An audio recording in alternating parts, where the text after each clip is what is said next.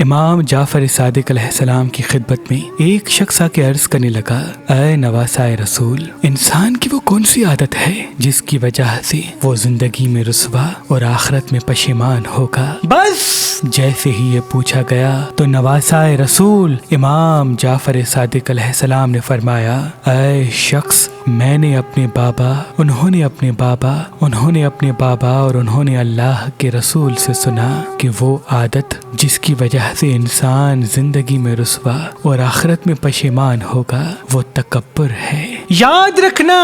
جو انسان اپنے آپ کو اعلیٰ سمجھتا ہے اور اللہ کی خلقت کو حقیر سمجھتا ہے تو اللہ اس انسان پہ لعنت بھیج کے اس کے مقدر میں آنے والی تمام نعمتوں کو کم کرتا ہے، اور اس طرح اس کے کام الجھتے جاتے ہیں، اس کے لیے دنیا میں اختلافات منظر عام پہ آتے رہتے ہیں، اور یوں وہ زندگی کے ہر موڑ پہ پشیمانی اور پریشانی کا سامنا کرتا ہے، اور جب آخرت میں اٹھایا جائے گا تو اللہ اپنے فرشتوں کو حکم دے گا کہ ان انسانوں کو الگ کر دو جو زمین پہ تکبر کے ساتھ چلا کرتے تھے، میری مخلوق کو حقیر سمجھا کرتے تھے، اور اس طرح وہ انسان آخرت میں پشیمان ہو کر دوزخ کے گڑھے میں گر جائے گا۔ اے شخص، اگر اپنی دنیا و آخرت سنوارنا چاہتے ہو تو اپنے آپ کو تکبر سے دور رکھو، اللہ تمہارے دونوں جہان کو تمہارے لیے مبارک کر دے گا۔